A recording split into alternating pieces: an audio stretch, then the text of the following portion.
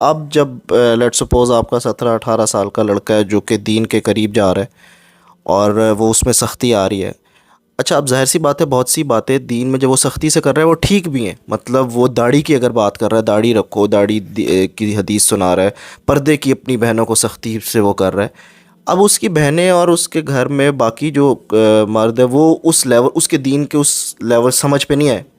تو وہ بیلنس کس طرح کرے گا جب وہ بات بھی ٹھیک کر رہا ہے، سختی سے بھی کر رہا ہے، دوسرے اسٹیج بھی. تو بیلنس کس طرح، یا اس کو کس طرح سمجھایا جائے، یا خود اگر چینج نہیں آ رہی اس ٹائم پہ کس طریقے سے ڈیل کرنا چاہیے؟ لیکن لوگوں کو نا یہ بتانے کی ضرورت ہے، انسانوں کو یہ بات سمجھانے کی ضرورت ہے کہ حق اور باطل کے بیچ میں صبر ہے. یہ یاد رکھیے گا. کسی کی بہن پردہ نہیں کرتی یا بھائی داڑھی نہیں رکھتا اور جو بھی گناہ، زنا کرتے ہیں، جوا کھیلتے ہیں، آرانو کیا قتل کرنے کی باتیں کرتے ہیں، آرانو کوئی بھی گناہ کی کوئی بھی لیول لے لیں. لوگوں کو برائی کا پتہ ضرور ہوتا ہے کہ کیا برائی ہے. لوگ اچھائی کی طرف اس لیے نہیں آ رہی ہیں اور ہوتا ہے کہ ان کو علم نہیں ہے. زیادہ تر لوگوں کو علم ہوتا ہے پھر بھی وہ برائی نہیں کر سک رہے ہوتے اور رک نہیں سکتے، بیکاز ان کے اندر وہ والی ہمت نہیں آ رہی ہوتی، وہ مومنٹم نہیں کریٹ ہو رہا ہوتا. اور سخت استادوں کے نیچے نہیں مومنٹم بنتے، آ کے نرم استادوں کے نیچے لوگ آ کے مومنٹم بناتے. سو جب آپ نے کسی کو دعوت دینی ہو، اپنی طرف بلانا ہو یا حق کی طرف بلانا ہو، تو اس کو علم مت جھاڑیں. اس کو علم کی سینس پہلے سے موجود ہوتی ہے، آپ بھی تو اسی گھر کے فرد ہیں. اس کو جس طاقت کی ضرورت ہے نا، وہ طاقت آپ کے اندر ہے. آپ کی سختی کے تھرو وہ طاقت نہیں لے سکے گا. وہ آپ کا ہاتھ پکڑے گا تو طاقت آئے گی اس کے اندر. آپ نرم ہو کے اسے بات کریں گے تو وہ آپ کی طاقت کی بنا پہ نیکی کی طرف آئے گا. صحابہ اللہ کے نبی صلی اللہ علیہ وسلم کی طاقت کی بل کے اوپر اللہ تعالیٰ کی ہدایت تک پہنچے. اگر اللہ کے نبی صلی اللہ علیہ وسلم ہر بندے کو اٹیک کرنا شروع کر دیتے تو ایک بھی مسلمان نہ ہوتا، کیونکہ وہ واقعی میں کافر تھے سارے.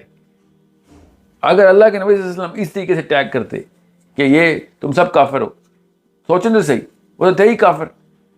یہ تو اتنی بڑی سنت ہے ہماری کہ ہر بندے کو نرمی سے، صبر سے، نرمی سے.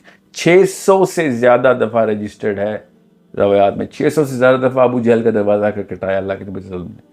ہم اپنی سگی ماں اور بہن کا ایک دفعہ دروازہ کھٹا کے ہمت ہار دیتے ہیں اور فتویٰ لگا دیتے ہیں. مسلمانوں کے ساتھ ہم ایسا کر رہے ہیں. وَأَشِدَّاءُ عَلَى الْكُفَّارِ وَرُحَمَاءُ بَيْنَهُمْ. اللہ تعالیٰ نے کہا رحماء بینہم کا مطلب ہے کہ اب آپس میں یہ ایسے رہتے ہیں جیسے ایک یونٹ ہے، صرف رحم اور قربانی کر رہے ہوتے. یہ نشانی ہے ان لوگوں کی کہ جن پہ ہدایت اللہ تعالیٰ نے دے کے ان کے تھرو سسٹم اللہ تعالیٰ نے پورا کروانا ہے. ٹھیک ہے. اور اس آیت سے فوراً پہلی آیت ہے محمد الرسول اللہ. اللہ تعالیٰ نے کس جگہ پہ آ کے بتایا. So it's a very big problem we not understanding. اور جس لیول کی سائیکالوجی امت میں بن چکی ہے نا مولوی اور عالم کی، وہ اصل میں مجھے پتا ہے کہ علماء سے زیادہ نرم طبیعت کوئی نہیں ہوتی، مگر زیادہ تر لوگ کوالیفائڈ ہی نہیں ہوتے اس ممبر کو پہ بیٹھنے کے لیے. مگر پڑھے لکھے لوگ آئے نا پھر مسجدیں سنبھالیں، تو پھر وہی بیچارہ بیٹھے گا آ کے جس کے پاس کوئی نان نفقے کے لیے کچھ بھی نہیں ہے. وہ خادم کا بیٹا تھا مسجد کے، اس کو پھر خطیب بننا پڑا. پڑھا لکھا بندہ خود کہیں اور جاتا ہے، وہاں نرمیاں دکھاتا ہے، پھر کہتا ہے مسجد میں بڑے سخت لوگ ہیں. ہمیں بھی پتہ ہے سختی سے دعوت نہیں ہوتی، مگر اس کے علاوہ کوئی بچا ہی نہیں، کوئی شعور والا بندہ آ ہی نہیں رہا اس فیلڈ میں. سو اگر آپ نے lowest common denominator of the مسجد دیکھنا ہے، مولوی کی سختی کو سے آپ اس سے آپ افیکٹڈ ہیں، then you will have to understand that's one of the biggest indicators کہ اگر جب حق کی بات، اتنی بڑی حق کی کتاب اس کے پاس ہے، اس کے باوجود بھی سنیما ہال کی ایک فلم لگتی ہے ہاؤس فل ہو جاتا ہے. مسجد کی کسی بھی ایک نماز میں ایک صف پوری فل نہیں ہوتی. ایک ہی علاقے میں 2 بلڈنگز ہیں، تو وہ کون سی دعوت ڈال رہے ہیں ایسی جو پورا گھر فل کر لیتے ہیں اور ہم اپنی ایک وہ جو ہے نا صف فل نہیں کر سکتے. حق کی کتاب ہمارے پاس ہے، وہ باقاعدہ باطل کی کتاب ہے، مگر کوئی بھی نہیں آتا ادھر. وہی لوگ جو اس کتاب کے ماننے والے ہیں اپنی ایک ہی گلی میں مسجد ہو ادھر نہیں جاتے اور سنیما ہال پہنچ جاتے ہیں. There's a way they're actually attracting the crowd. ان کی ساری صفیں فل ہوتی ہیں سنیما ہال کی. آپ کی پہلی صف نہیں فل ہو رہی تو ٹیکنیک بدلنی پڑے گی ہمیں. لوگوں کو لے کے آنا ہے تو ان کو سائیکولوجیکل وارفیئر ہے، یہ سائیکالوجی کو سمجھے انسان کی، اس کی کیمسٹری کو کیسے ٹریگر کرتے ہیں، تاکہ لوگ سنیں گے تو آ جائیں گے راستے پہ.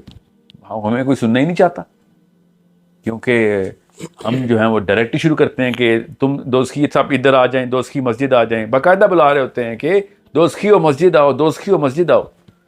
تو پھر کیوں کوئی خاک مسجد آئے گا؟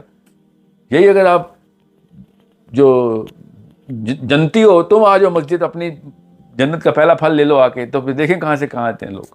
کیونکہ بائی دا وے باقی کے سارے لوگ ان کو ججمنٹ کیے بغیر بلا رہے ہیں، اس لیے جا رہے ہیں. دنیا کی ہر بلڈنگ میں وہ اس لیے جاتا ہے انسان کہ وہ جج نہ ہو. جس بلڈنگ میں بھی انسان جج ہوتا ہے وہاں جاتا ہی نہیں. یہ سائیکالوجی ہے ہماری کہ میری ونربلٹی نہ ٹریگر کر دینا. جب آپ لوگوں کو جج کریں گے لوگ آپ سے دور بھاگیں گے. تو جب ہی ہم ڈنڈا اٹھاتے ہیں نا ہم جج کر رہے ہوتے ہیں. جب بھی مسلمان کو دیکھو دوسرے کو جج کر کے دوستی کر دیتا ہے. اتنی کڑی حدیث ہے اس کے اوپر. اللہ تعالیٰ نے خود کہہ دیا کہ یہ ہوتے کون ہے کسی کو جنتی یا دوستی کہنے والے؟ یہ نبی ہے. صرف نبی علیہ السلام کو یہ حق تھا، اور وہ بھی اللہ تعالیٰ بتا دیتے ان کو کہ اس بندے کو بتا دو، اس کو بتا دو. صحابی بھی ایک دوسرے کو نہیں کہہ سکتے تھے، لیکن مجھے پتا ہے کہ میرے محلے میں دوست کی لوگ کتنے ہیں. بہت آسان کر کے میں آپ کو بتا رہا ہوں کہ لوگوں کو جج کرنا بند کریں. لوگوں کو جج کرنا بند کرنے والی پوری قوم موجود ہے جو دین سے دور کر رہی ہے ان کو، اور پورے مسلمان امت ان کی طرف پیچھے جا رہی ہے کیونکہ ہمیں جج نہیں کرتے. ہمارے چھوٹے چھوٹے گناہوں کے اوپر ٹیگ نہیں لگتا ہمارے منہ پہ. ہم مسلمان ہیں جو ہر چھوٹی سی بات کو ماتھے پہ لکھ دیتے، جیسے دجال کا ماتھا ہو کہ ہم اس کو پہچان لو کہ یہ بندہ یہاں پہ اس نے فلاں جگہ پہ شیو کر کے آ گیا تھا، اس لڑکی نے پردہ نہیں کیا ہوا تھا، سو آن سو فورتھ. اور پھر وہ لڑکی ساری عمر کے لیے ایٹ لیسٹ آپ سے پردہ کر جاتی ہے. وہ خود کسی کے آگے پردہ نہ کرے، آپ سے ضرور پردہ کرتی ہے کہ آپ تیرے سامنے تو نہیں آؤں گی. لوگوں کی گناہ نہ گنیں، لوگوں کا پوٹینشیل دیکھیں. اور یہ میں آپ کو پھر بتا رہا ہوں، واللہ العالم، میں کوئی اللہ رسول تو ہوں نہیں، مگر جنت میں ایسے ایسے گناہ گار پائے جائیں گے نا کہ ہم لوگ پریشان ہو جائیں گے، پشیمان ہو جائیں گے کہ یار یہ کیسے پہنچ گیا. اللہ تعالیٰ کی مرضی سے پہنچ جائیں گے لوگ. ہم زبردستی بیٹھے ہوئے ہیں کہ نہیں، جیسے اللہ کا مینیفیسٹو ہمارے اوپر وہی کی طرح آیا کہ یہ دیکھو منافقین کی لسٹ تمہارے پاس آئی ہوئی ہے.